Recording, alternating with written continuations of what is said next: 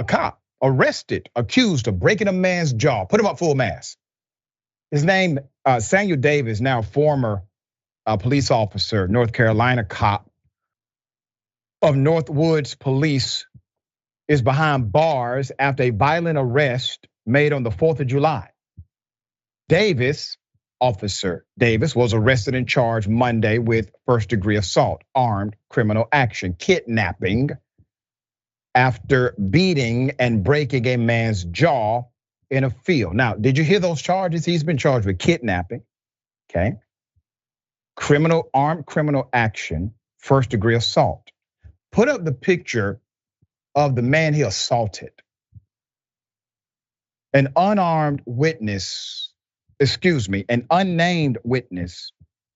noticed Davis's police car parked in a field, not in Northwoods, but in neighboring Kinloch, out of his jurisdiction.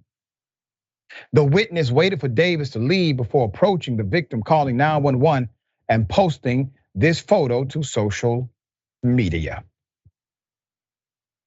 According to court documents, Davis arrested the victim outside of a Walgreens before prompt turning off his body camera. Davis then drove to this Kinloch field where he pepper sprayed, beat, and verbally harassed the man, telling him not to come back to Northwoods.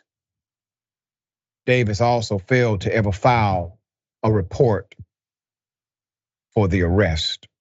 Davis was apprehended in Fayette, North Carolina, where he awaits extradition to St. Louis. He will be held on a $75,000 bond.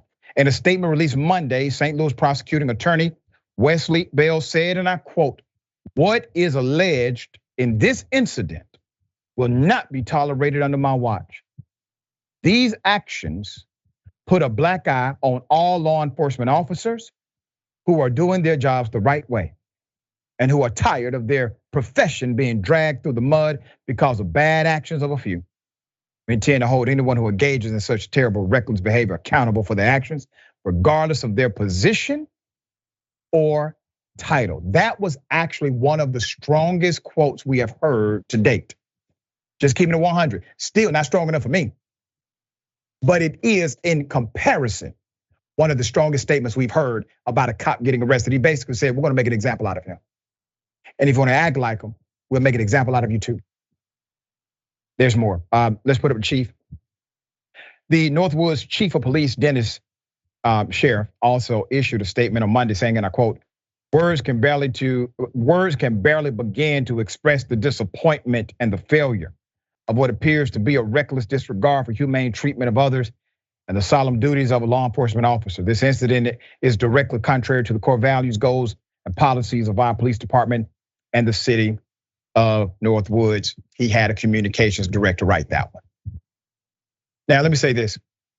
What they're not talking about is the why. Nobody's talking about the why. Why did this happen? Why did he decide to do this? Why did he engage in such, let's just say, extreme criminal behavior?